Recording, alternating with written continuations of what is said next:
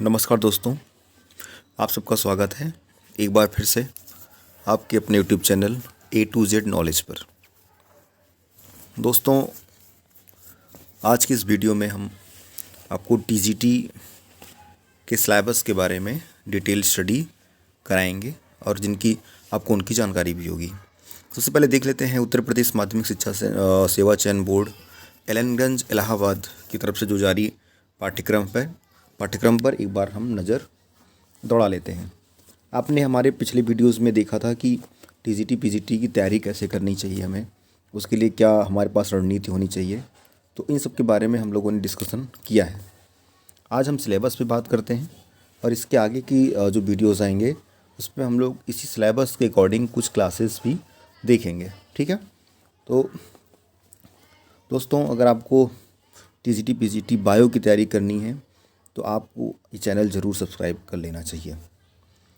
चलिए देखते हैं। जैसा कि आप सबको पता है, अगर हम बायोलॉजी की बात करते हैं, अगर हम बायो की बात करें तो बायो में दो पार्ट है, एक है जूलॉजी और दूसरा है बॉटनी। एक है जूलॉजी, दूसरा क्या है, बॉटनी है। तो आपको जब अगर ये तैयारी स्टार्ट करनी है तो सबसे पहले आपको एक दो काम करना पड़ेगा। वो ये है कि आपको सिलेबस पूरा याद हो। अगर याद नहीं कर पा रहे हैं तो कम से कम इसे अपने टेबल पर या उसके नियर अबाउट उस रूम में ये आपके पास होना चाहिए। ठीक है, तो चलिए देखते हैं इसमें क्या क्या चीज़ें हैं। सबसे पहला है हमारा जंतु विज्ञान। जंतु विज्ञान में जैसा आप देख रहे हैं, विभिन्न संघों के निम्नलिखित प्रतिनिधियों का वर्गीकरण। मीन्स आपको सारे फाइलम पढ़ने हैं। क्या पढ़ने हैं? फाइलम। इसमें कौन कौन सा फाइलम है और फाइलम में क्या पढ़ना है आपको? वर्गीकरण उनका समझना है, उनकी हैबिट्स कैसे हैं, उनकी स्ट्रक्चर्स क्या हैं, उनकी लाइफ साइकिल क्या है, क्या क्या चीज़ें आपको पढ़नी है। सबसे पहले लिखना है protozoa.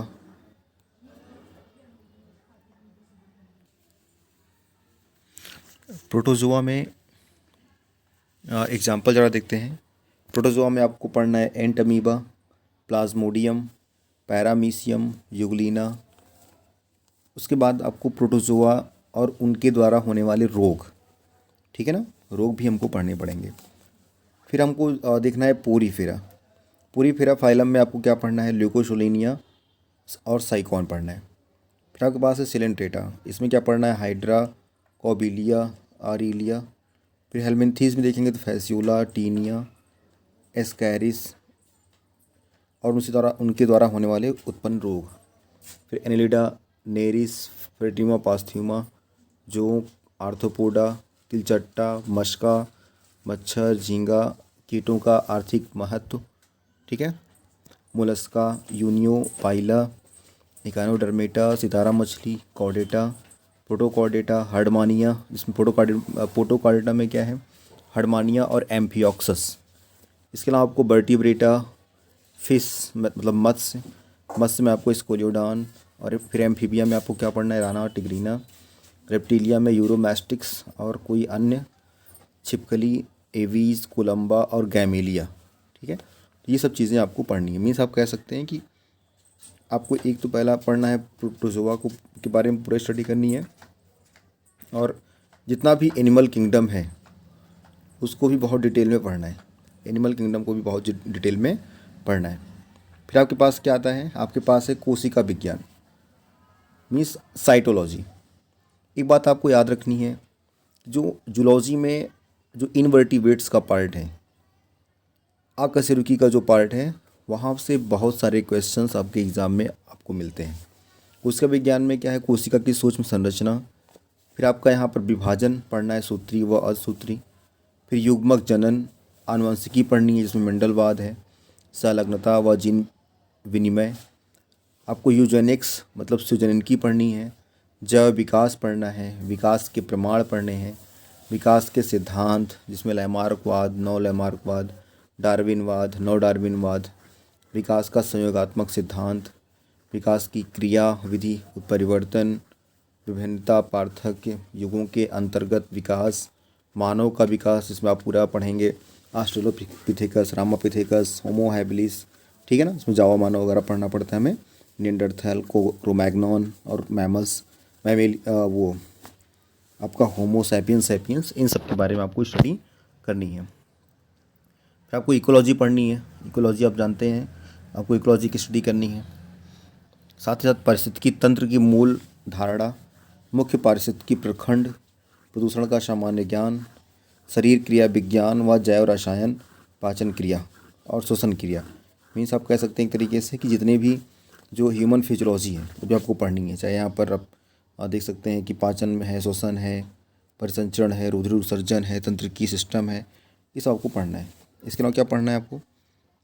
Carbohydrate, protein, fat, enzyme, हार्मोनों के गुण व वर्गीकरण, भ्रूण विज्ञान, एम्फिओक्सस, मेढक तथा कुक्कुट के परिवर्धन की रूपरेखा, स्तनियों के अपरा, प्राणी भूगोल, मुख्य प्राणी भौगोलिक परिमंडल तथा उसके निवासी। ठीक है, ये सब पढ़ने हैं।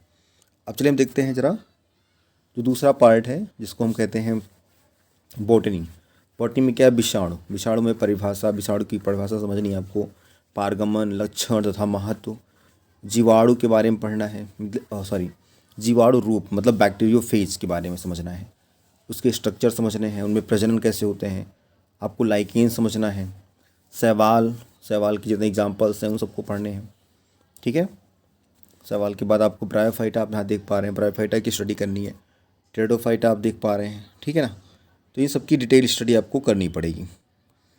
अब आती है वर्डिकी। वर्डिकी का मतलब एक तरीके से कह सकते हैं आपका जो क्लासिफिकेशन वाला पार्ट है आवृत्ति बीजियों का, एंजियोस्पर्म का, उसे बेंथम और हुकर का वर्गीकरण जिसमें आता है Ranunculaceae, Cruciferae, Papaveraceae, Caryophyllaceae, Leguminaceae, Rosaceae, Solanaceae, Cucurbitaceae, एम्बलीफेरी,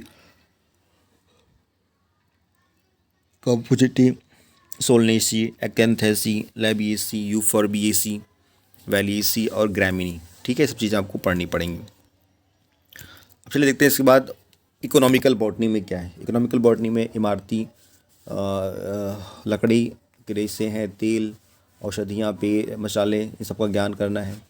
इसके अलावा आपको जड़, तना, ऊतक, पत्ती, ये सब पढ़नी है चीज़ें। ठीक है, अब भ्रौणिकी में एम्ब्रियोलॉजी में देखते हैं क्या है। इसमें जितने भी आपके रिप्रोडक्शन के बारे में, माइक्रोस्पोर, मेगा स्पोर क्या है, बीजांड क्या है। ठीक है, पर्यावरण भी इसमें आएगा आपका।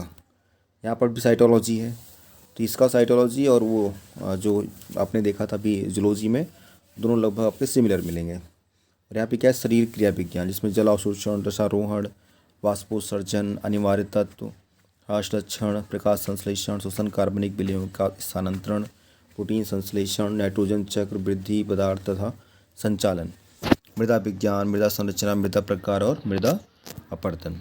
तो दोस्तों आपने देख लिया कि टीजीटी के लिए, टीजीटी बायो के लिए जूलॉजी और बॉटनी में से कौन कौन से चैप्टर से क्वेश्चंस आ सकते हैं।